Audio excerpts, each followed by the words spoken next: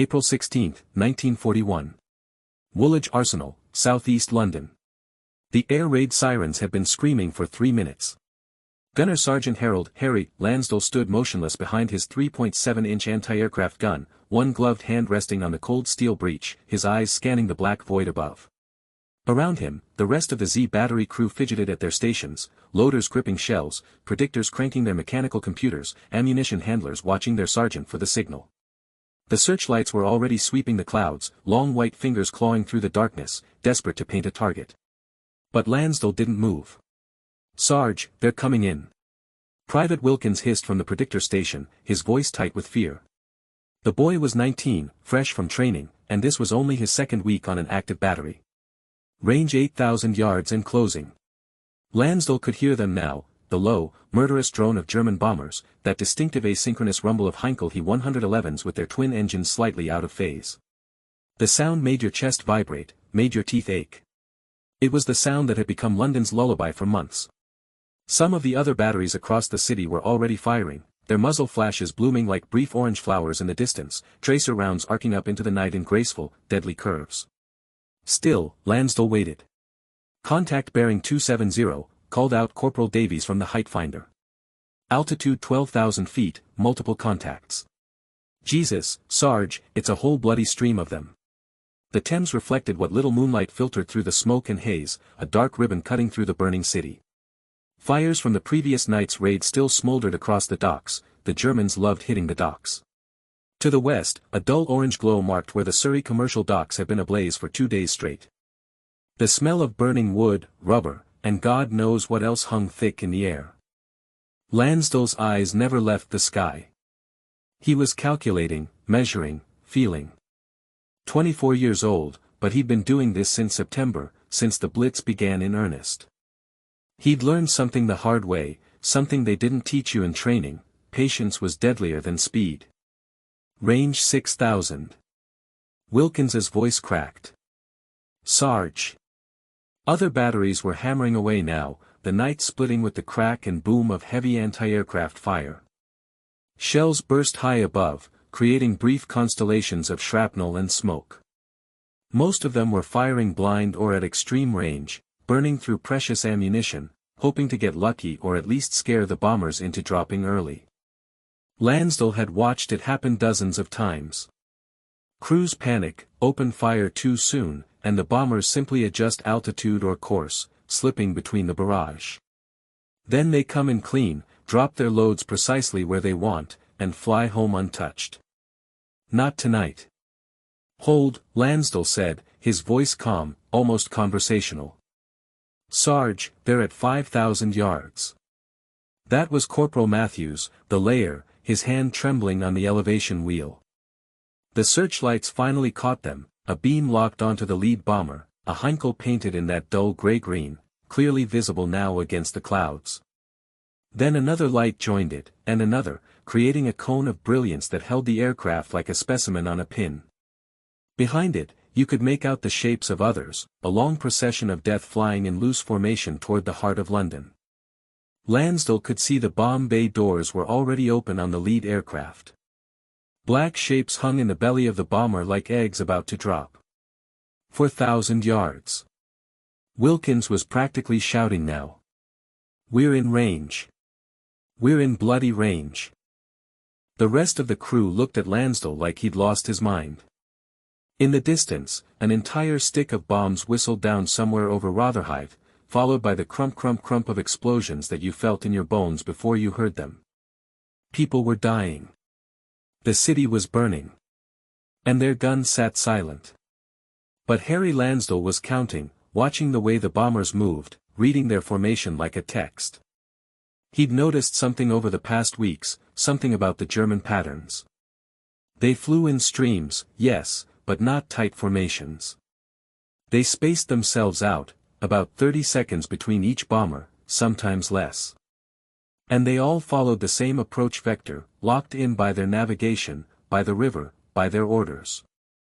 Which meant they would all pass through the same point in the sky.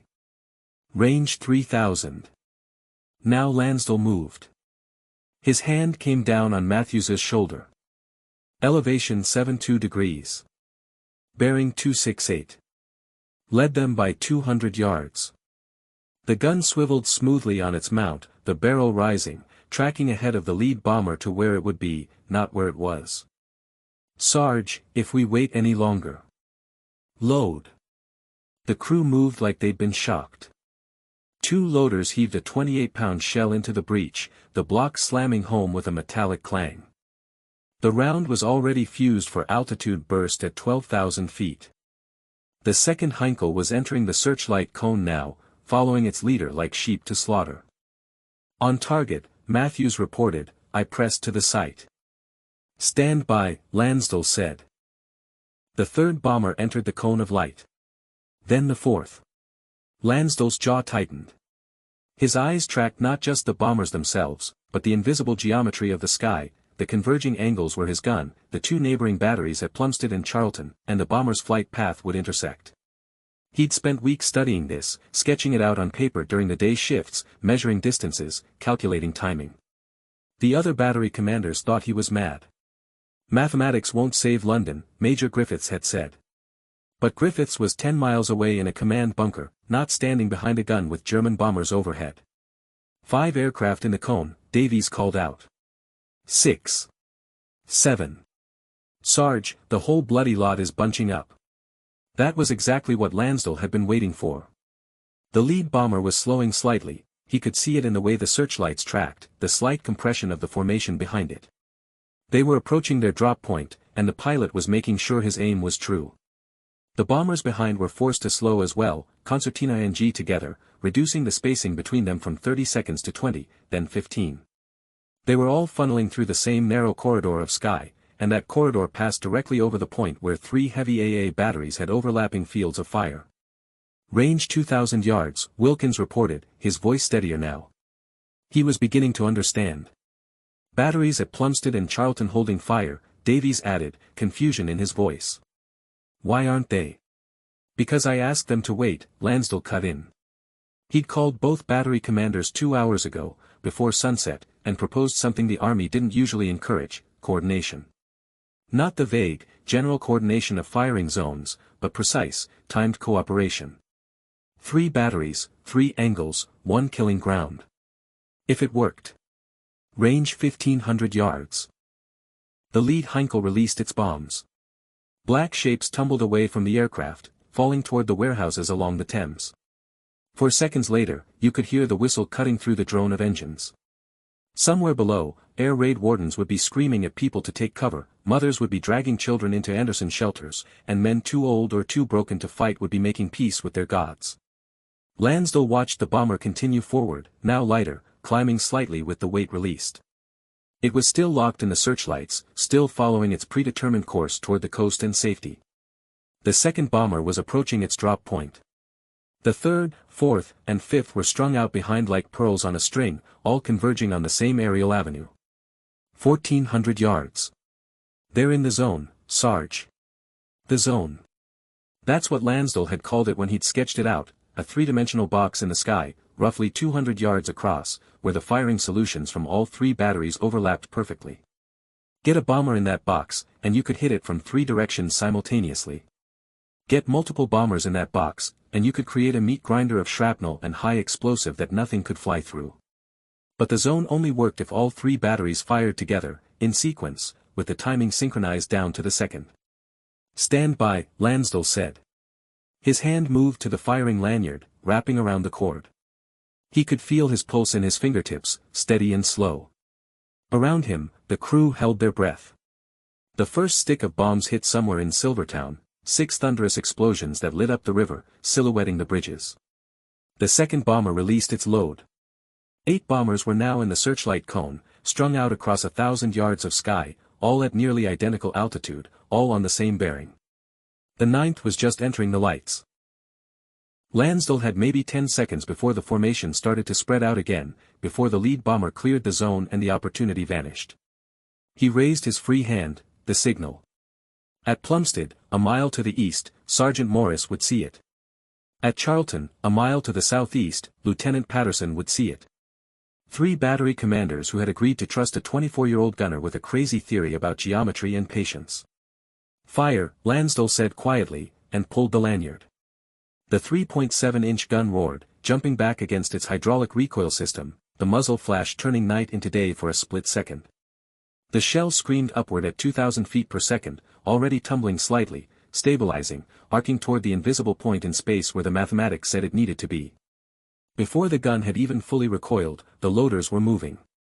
Another shell into the breech, slam it home, step back.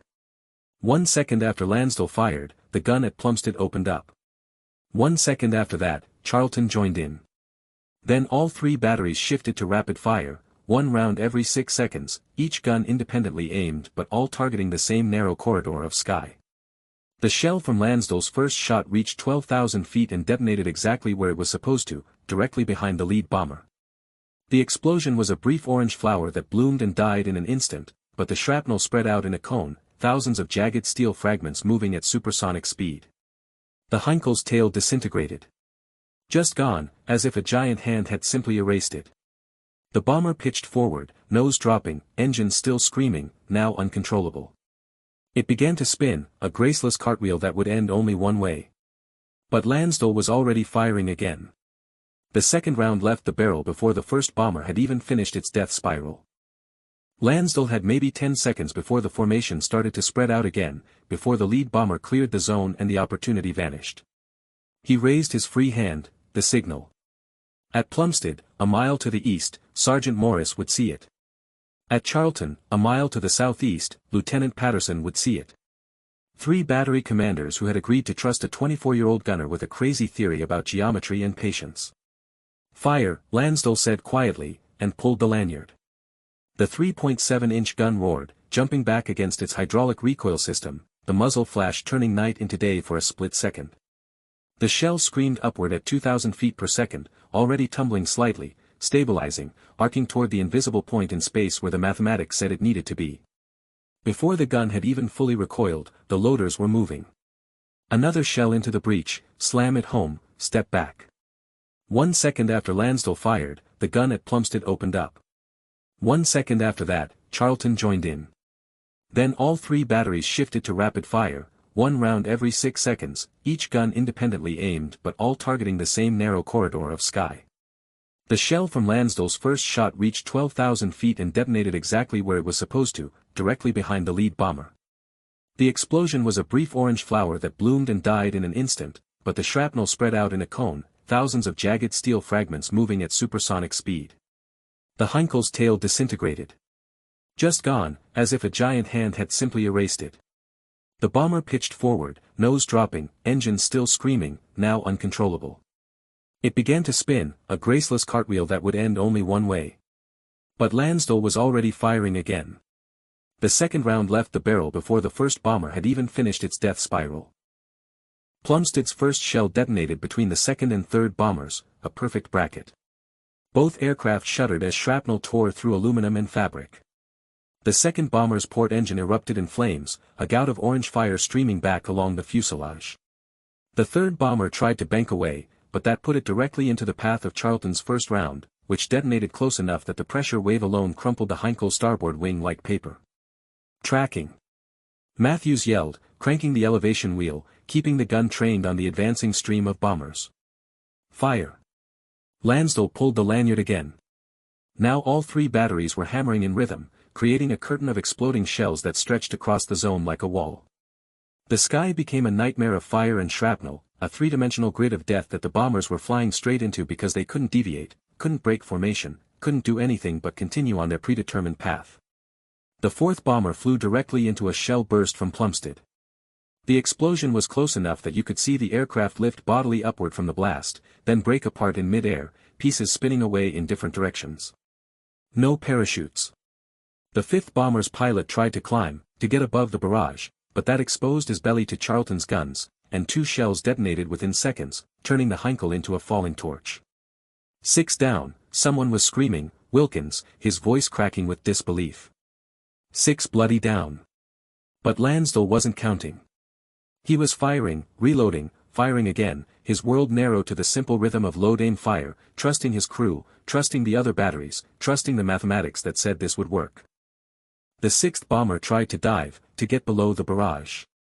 It didn't make it 50 feet before 3 shells bracketed it simultaneously, and the aircraft simply came apart, like a child's model kicked to pieces. The 7th bomber pilot had seen enough. You could tell by the way the aircraft suddenly banked hard to port, breaking formation, abandoning the bomb run, abandoning everything except the desperate animal need to survive. But the turn was too sharp, too panicked. At 12,000 feet, loaded with bombs and fuel, the Heinkel didn't have the maneuverability of a fighter. The bank steepened into a spiral, and as the pilot tried to correct, one wing dipped too far. The bomber went into a spin, not from damage, but from terror. Lansdale didn't even need to fire at that one. Gravity would do the work. Shift target, he barked. Next aircraft, bearing 265. The gun traversed smoothly. The 8th bomber was trying to climb now, the pilot pushing his engines to maximum power, gaining altitude to get above the kill zone.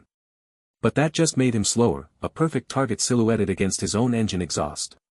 Elevation 80 degrees. On target. Fire. The shell climbed after the fleeing bomber like a hunting bird. At 13,000 feet, the time-delayed fuse triggered, and the explosion caught the Heinkel directly beneath its fuselage. The blast wave punched upward, shearing off the entire bomb bay door, and the bombs, still loaded, still armed, tumbled free. For a moment, the bomber kept flying, kept climbing, as if it didn't know it was already dead. Then one of its own bombs detonated, probably from the shock of separation, and the Heinkel vanished in a fireball so bright it cast shadows across the battery position. The crew cheered. Actual cheering, something Lansdale had never heard before during a raid. But he couldn't allow it, not yet. Check fire. Reload and stand ready. The searchlights were swinging wildly now, trying to find new targets, but the bomber stream had broken. Contact bearing 095, range 4,000 yards, altitude 9,000 feet. Davies called out, his hands shaking as he worked the height finder. Another one, bearing 110, range 5,000. The bombers that were still functional were running. You could hear it in the engine noise, full throttle, maximum emergency power, the sound of men who had just watched half their formation die and wanted nothing more than to get the hell out of British airspace. But Lansdale wasn't done. Bearing 095, that's our target. Matthews, track that bearing. The gun swiveled, following Lansdale's directions. This bomber was lower than the others, probably damaged from shrapnel, trailing a thin stream of smoke from one engine. It was heading northeast, trying to make it to the coast, to the channel, to safety. Range 3,800 yards, Wilkins reported. His voice had changed, steadier now, confident. He'd seen what discipline could do, what patience could achieve. Fuse for 9,000 feet. Load. The shell slammed home. Lansdale watched the bomber through his binoculars, tracking its movement, reading its desperation in the way it wobbled slightly, the way it kept losing altitude in small increments. The pilot was fighting his controls, probably had damage to his hydraulics or control surfaces. Fire. The gun spoke again, the recoil so familiar now it felt like part of Lansdale's own body. The shell arced away into the darkness, and for a moment, nothing happened. The bomber kept flying, kept running, and Lansdale thought maybe he'd miscalculated the lead, maybe the shell would detonate too far behind. Then the sky lit up directly above the bomber. The shrapnel pattern spread downward like rain, and the Heinkel starboard wing folded upward at an impossible angle. The aircraft rolled inverted, hung there for a heartbeat as if suspended by wires, then began the long spiral down toward the Thames estuary. 9, someone shouted. 9 confirmed. But Lansdale was already looking for the 10th. The searchlights had found it, another Heinkel, this one at extreme range, nearly 6,000 yards out, already crossing the coast. Too far for a reliable shot. Most gunners would let it go. Lansdale raised his hand. At Plumstead, Morris was watching. At Charlton, Patterson was watching. They'd just witnessed something unprecedented, not lucky shots, not random hits, but systematic destruction through coordination and discipline. They'd trust him one more time. He dropped his hand. All 3 batteries fired simultaneously, a triangulated solution aimed at a single point in space that the bomber would reach in exactly 12 seconds. The shells climbed into the night, 3 different trajectories converging on one target, and for those 12 seconds, the only sound was the distant drone of the fleeing bomber and the harsh breathing of the gun crews. The shells detonated within 100 yards of each other, creating a brief constellation of fire directly in the bomber's path. You couldn't see the aircraft from the battery position anymore, too far, too dark, but the searchlights tracked it, and everyone watched as the Heinkel flew directly into the kill zone. For a moment, nothing. Then the searchlights caught the glint of something tumbling, a wing, separating from the fuselage, spiraling away like a falling leaf. The Heinkel nosed down, and even from 6,000 yards away, you could see the fire starting, a small orange glow that grew larger as the bomber fell. 10, Lansdell said quietly. Stand down. Secure the gun. The night was suddenly strange, still full of sound, but different sound. Sirens still wailing in the distance, fires crackling across the city, the rumble of other batteries firing at the stragglers. But above Z Battery, the sky was empty. The bomber stream that had flown so confidently toward London had been shattered, scattered, destroyed. Matthews was staring at Lansdell like he'd just witnessed a magic trick. Sarge, how did you? Mathematics, Lansdell said, echoing what Major Griffiths had dismissed weeks ago. He pulled off his gloves, his hands cramping from gripping the lanyard. And patience. 10 bombers, Wilkins breathed. 10 in one night. From one battery. 3 batteries, Lansdell corrected. He looked toward Plumstead, then Charlton, both positioned still at their guns, still ready. Don't ever forget that. We don't win alone. Corporal Davies was on the field telephone, reporting to command. You could hear the disbelief in the voice on the other end, the demands for confirmation, the questions about whether Z Battery had actually achieved what they were claiming. Lansdell didn't care about the confirmation. He was looking at the crew, Wilkins, Matthews, Davies, the loaders, the spotters, all of them staring at him with something like awe. Boys, most of them. Children who'd been terrified an hour ago and were now standing a little straighter, gripping their tools a little tighter. They'd learned something tonight that no training manual could teach, that discipline beats panic, that patience beats speed, that sometimes the hardest thing to do, waiting while the enemy approaches, is exactly the right thing to do. Sarge. Davies called out, covering the telephone receiver. Command wants to know your targeting methodology. They want to know how. Tell them I'll write a report, Lansdell interrupted. He was suddenly very, very tired. His hands were shaking now that the adrenaline was fading. After we clean the gun and restock ammunition. Because there would be another raid tomorrow night. And the night after that. And the night after that. The war wasn't over. The Blitz wasn't done. But tonight they'd proven something. The all-clear sounded at 4:47 a.m., a single sustained note that seemed to drain the tension from the air like water from a punctured drum. Around the battery position, the crew moved mechanically through the post-action procedures, swabbing the barrel, checking the recoil mechanism, restocking the ammunition lockers. No one spoke much. They were all running on fumes now, adrenaline spent, bodies aching from 4 hours of sustained firing. Lansdell stood apart from the others, looking out over London as dawn began to break. The city was a patchwork of orange glows where fires still burned, columns of smoke rising straight up in the still morning air. From here, you could see the docks, the East End, the tight-packed neighborhoods where people lived 12 to a house. Somewhere down there, rescue crews were digging through rubble. Somewhere, families were learning they'd lost someone. Somewhere, a child was crying for a mother who wouldn't answer. 10 bombers down. Maybe 60, 70 German aircrew dead or captured. But how many bombs had been dropped before he'd opened fire? How many buildings had fallen, how many lives had ended in those crucial minutes when he'd held his fire, waiting for the perfect moment? Sergeant Lansdell. The voice was clipped, authoritative. Major Griffiths, apparently dragged from his bunker by the reports coming in. He approached with 2 other officers Lansdell didn't recognize, one RAF, one Army, both wearing the insignia of higher command. Lansdell straightened, saluted. Sir. Griffiths didn't return the salute immediately. He was staring at Lansdell with an expression somewhere between anger and confusion. I've just received confirmation from the Observer Corps. 10 enemy aircraft destroyed, all credited to Z Battery and supporting elements. They're calling it the highest single-night total for any heavy AA battery in the entire defense network. 3 batteries, sir, Lansdell corrected quietly. Plumstead and Charlton deserve equal credit. Yes, about that. Griffiths' jaw tightened. You coordinated independent battery actions without authorization from Sector Command. You held fire while enemy aircraft were within range, allowing them to penetrate deeper into London's airspace. You deviated from established firing doctrine. Do you understand that each of those actions could be grounds for disciplinary action? The RAF officer stepped forward before Lansdell could respond. Wing Commander Ashford, according to his insignia.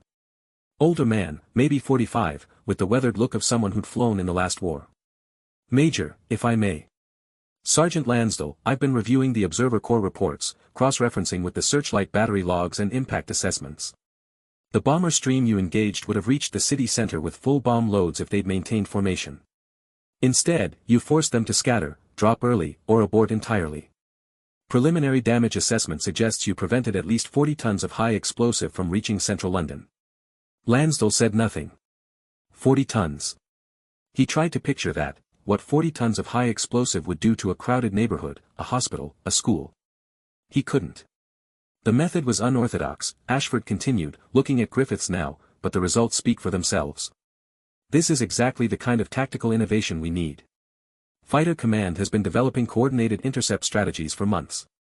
Why shouldn't AA batteries do the same?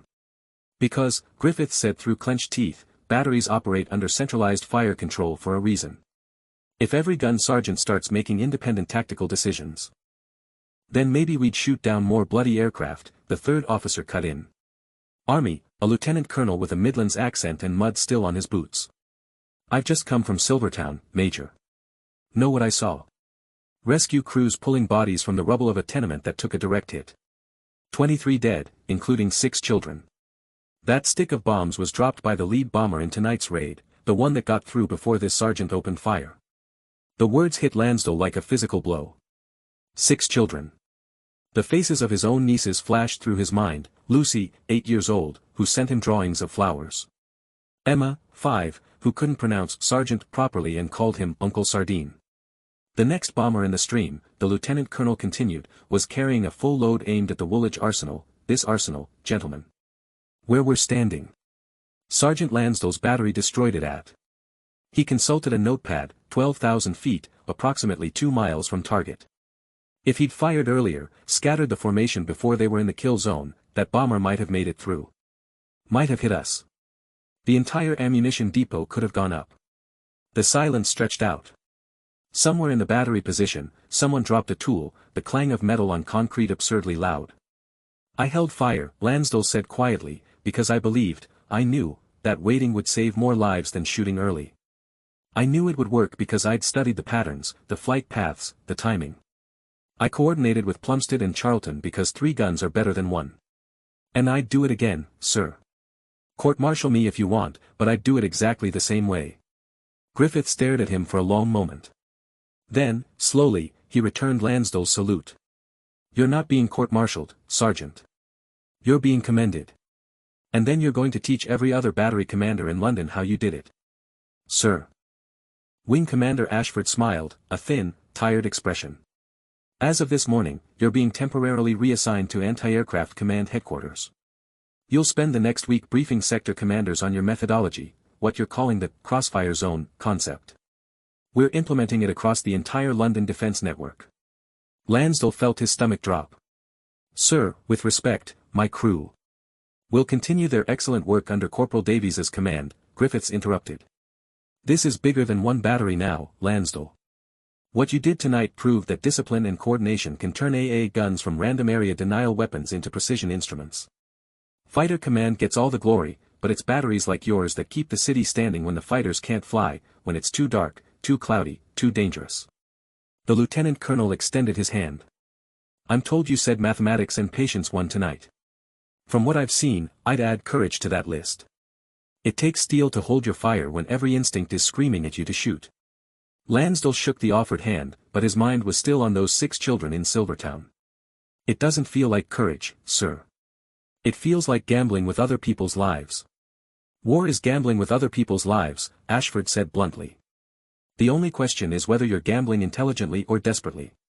Tonight, you gambled intelligently. Tonight, you won. That's all any of us can do. The sun was fully above the horizon now, pale light washing over the battery position, making the gun crew's faces look gray and exhausted. Wilkins was watching from the ammunition locker, probably wondering if his sergeant was about to be arrested. Matthews had stopped cleaning the barrel, standing at attention, waiting to see how this played out. Lansdell looked at them, his crew, his battery, the men he'd trained and fought beside for 8 months. Then he looked back at the officers. I'll do the briefings, sirs. I'll teach the methodology. But I want something in return. Griffiths's eyebrows rose. You're not exactly in a position to negotiate, Sergeant. I want recognition for every battery that participates in coordinated firing operations. Not just for the commanders, for the crews. The loaders, the predictors, the spotters. The boys who do the actual work while officers take the credit. Lansdale kept his voice level, respectful, but firm. If this becomes standard doctrine, if batteries start working together instead of competing for individual scores, the crews need to know their work matters. All of them. The officers exchanged glances. Finally, Ashford nodded. Agreed. Coordinated action credits will be shared equally among participating batteries. Now, collect your kit. There's a staff car waiting to take you to headquarters. 1 hour, sir. I need to finish the post-action report with my crew first. Half an hour, Griffiths countered. And Lansdale? Don't let this go to your head. You had a good night. One good night doesn't win a war. No, sir, Lansdale agreed. But enough good nights might keep us from losing one. The staff car arrived exactly 30 minutes later, a black Austin with a driver who looked like he hadn't slept in days. Lansdale climbed into the back seat with his notebook, the one where he'd sketched out his trajectory calculations, firing solutions, and timing sequences. Everything he'd need to explain what he'd done and how others could replicate it. As the car pulled away from the battery position, he looked back through the rear window. The crew was gathered around the 3.7-inch gun, and even from a distance, he could see they stood differently now. Straighter. More confident. They'd learned something fundamental about their own capability, and that was worth more than any commendation. The drive through London was sobering. Entire streets reduced to rubble. Families picking through the remains of their homes, salvaging what they could. Fire crews still working to contain blazes that had burned all night. But there were also signs of defiance, shopkeepers sweeping broken glass from their doorsteps, a milkman making his rounds, a group of children playing in a crater that had been someone's garden yesterday. At Anti-Aircraft Command Headquarters in Middlesex, Lansdale spent 7 days doing exactly what he'd been ordered to do. He briefed sector commanders, drew diagrams on blackboards, demonstrated his calculations, explained the psychological discipline required to hold fire while bombers approached. Some officers listened intently. Others dismissed him as a lucky sergeant who'd happened to catch a bomber stream at the perfect moment. Wing Commander Ashford sat in on every briefing, and after the skeptical officers left, he'd pull Lansdale aside. Ignore them, he'd say. They're afraid of change. Afraid that if some 24-year-old sergeant can revolutionize AA tactics, what does that say about their own competence? But some commanders understood. Battery positions across London, Birmingham, Liverpool, and Manchester began implementing coordinated firing zones. They started communicating with neighboring batteries, calculating overlapping fields of fire, practicing the discipline of patience that Lansdale had demonstrated. The results were documented. In the 2 weeks following Lansdale's briefings, German bomber losses over Britain increased by 37%. Not all of that was due to the new tactics, but enough battery commanders reported successful coordinated actions that the statistics couldn't be ignored. On April 30th, Lansdale was returned to Z Battery. He arrived at dawn, and the crew was already at their positions, not because there was a raid, but because they'd heard he was coming back. Wilkins had been promoted to Lance Corporal. Matthews had been recommended for a commendation. Davies was now acting sergeant in Lansdale's absence. All right, you lot, Lansdale said as he approached the gun. Back to work. War's not over just because we had one good night. But Davies stepped forward, something in his hands. A photograph, taken by one of the Observer Corps spotters during the raid. It showed Z Battery in action, the muzzle flash of the gun, the crew silhouetted against the fire, Lansdale's profile sharp and focused as he pulled the firing lanyard. Beneath the photograph, someone had written in careful script, 10 down. Patience and Mathematics. April 16, 1941. Thought you'd want to keep this, Sarge, Davies said. Something to remember. Lansdale took the photograph, stared at it for a long moment. That man in the image looked calm, controlled, certain. He didn't look like someone gambling with lives, someone haunted by the thought of 6 children in Silvertown. But maybe that was the point. Maybe you did the job, made the best decisions you could, and learned to live with the consequences. Put it in the battery log, Lansdale said, handing the photograph back. This isn't about me. It's about what we accomplished together. The Blitz continued through May, but the character of the raids changed. German bomber formations became more cautious, flew at higher altitudes, varied their approach routes. They'd learned that London's defenses had teeth now, that the AA batteries weren't just throwing up random barrage fire but coordinating with deadly precision. On May 10, 1941, the Luftwaffe launched its heaviest raid yet, over 500 bombers targeting London in a final, desperate attempt to break British morale. Z Battery, Plumstead, and Charlton operated as a coordinated unit throughout the night. They fired 347 rounds and claimed 6 confirmed kills. It was the last major raid of the Blitz. Hitler's attention was turning eastward, toward Russia, and Britain had survived. Lansdell was awarded the Military Medal in June, cited for exceptional courage, tactical innovation, and leadership under fire. He attended the ceremony at Buckingham Palace, shook hands with the king, and felt profoundly uncomfortable the entire time. The medal wasn't for him, it belonged to Wilkins and Matthews and Davies and every other crew member who trusted him enough to hold fire while bombers approached. But the recognition served a purpose. Battery crews across Britain saw that innovation could be rewarded, that doing things differently wasn't insubordination but initiative. The coordinated firing doctrine that emerged from Lansdell's April 16 action became standard procedure, codified in training manuals, taught to every new AA gunner. In the years after the war, military historians would debate the effectiveness of Britain's anti-aircraft defenses. Some argued the psychological impact was more significant than the actual kills, that the guns forced bombers higher, disrupted their accuracy, gave civilians hope that someone was fighting back. Others pointed to the statistics: thousands of German aircraft damaged or destroyed, crews lost, missions aborted. But in the battery positions, among the men who'd actually pulled the lanyards and loaded the shells, there was no debate. They knew what they'd accomplished. They'd stood between their city and annihilation, and they'd refused to yield. Harry Lansdell survived the war. He returned to civilian life, became a mathematics teacher at a secondary school in Surrey, and rarely spoke about his service. His students never knew that the mild-mannered man teaching them geometry had once calculated trajectories that brought down German bombers. He kept the photograph, though. The one Davies had tried to give him, the one he'd initially put in the battery log. Somehow it had ended up in his kit bag, transferred with him through various postings, survived the war, and made its way to a frame on his study wall. Sometimes, late at night, he'd look at that photograph and remember. The sound of the Heinkels approaching. The weight of the firing lanyard in his hand. The discipline it took to wait, to trust his mathematics, to believe that patience would save more lives than haste. And he'd remember the question that haunted him for years afterward: what if he'd been wrong?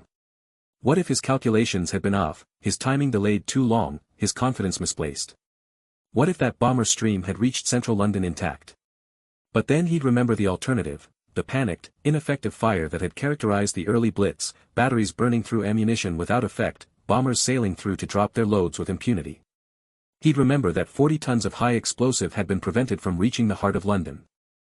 He'd remember that 40 tons of high explosive had been prevented from reaching the heart of London. He'd remember that sometimes the hardest decisions, the ones that feel like gambling with lives, are the same decisions that save the most people. In 1962, the Royal Artillery published an official history of Britain's air defences during World War II. There was a chapter dedicated to anti-aircraft innovations, and it featured a detailed analysis of the coordinated firing tactics developed during the Blitz. The chapter opened with a quote attributed to an unnamed battery commander. "Discipline beats panic. Patience beats speed. Mathematics beats luck." On April 16, 1941, one sergeant proved all three, and in doing so, changed how Britain defended itself from the air. Harry Lansdell read that chapter once, smiled briefly, and never opened the book again. He didn't need historians to tell him what had happened that night. He'd been there. He'd made the decisions. He'd lived with the consequences. And on quiet nights, when the sound of aircraft engines passed overhead, civilian airliners now, not bombers, he'd sometimes find himself calculating trajectories in his head, old habits dying hard, the gunner in him never quite silenced. But mostly, he'd think about his crew.